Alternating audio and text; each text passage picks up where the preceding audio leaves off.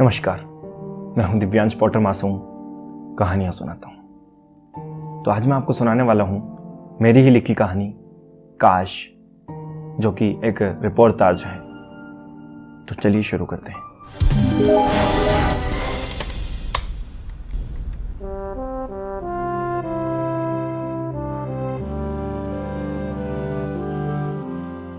सरकारी अस्पताल की गलियों में बदहवास से दौड़ती वो देहाती स्त्री, जिसकी मांग का फीका पड़ा सिंदूर भी 3-4 दिन पुराना लग रहा था।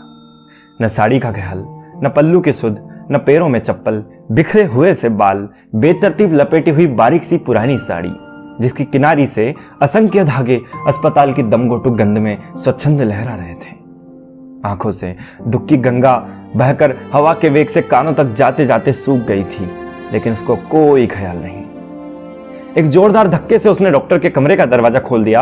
अस्पताल की शांति एकदम से भंग हो जाने के कारण सभी मरीज जो घंटों लाइन में लगे हुए थक चुके थे, सबकी प्रश्नवाचक नजरें एक साथ उस स्त्री के बंजर से मुखमंडल की ओर आकर उत्तर तलाशती हुई सी केंद्रित हो गई। वो स्त्री चिल्लाई, डॉक्टर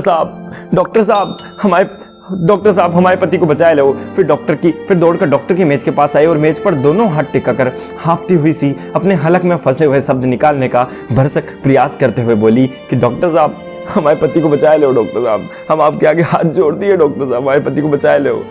हमारे पति को। जीवन की भीख मांगते हुए शब्द उसके सूखे गले के कांटों में फंस गए थे।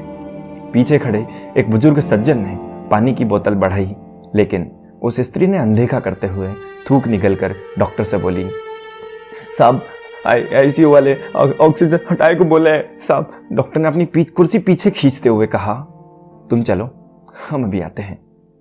वो स्त्री वापस दौड़ लगाती है। जिसकी जिंदगी उससे दुगनी गति से उसके आगे दौड़ रही थी, वो अपनी जिंदगी को भूलकर पीछे अपनी पति की जिंदगी के पीछे उसको बचाने के लिए। लेकिन ये क्या, अंदर से बाहर एक नर्स जैसा उससे टकरा गई। लेकिन संभलते हुए नर्स का उतरा हुआ चेहरा देखकर उसने घबराए स्वर में पूछा, उस स्त्री ने पूछा, क्या हुआ, सब ठीक है कि नहीं? लेकिन नर्स का जवाब न देकर डॉक्टर के कमरे की ओर मुड़ना उसे कुछ समझ आ ही गया। वो असमंजस में पड़ गई कि अंदर पति के पास जाऊं या नर्स के साथ उस डॉक्टर के कमरे की तरफ। इतने में उसके कानों में पड़ी धीमी सी आवाज, आई एम सॉरी सर, सुनकर उस स्त्री के सिर की नसों में भूचाल सा आ गया।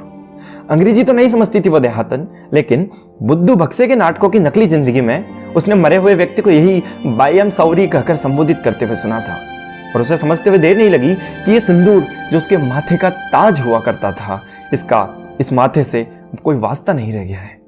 और निर्जीव सी चली जाती है वो अपने भगवान को समेटने, जो उस हरे रंग की चद्दर वाली शैया पर ढेर हो चुका था।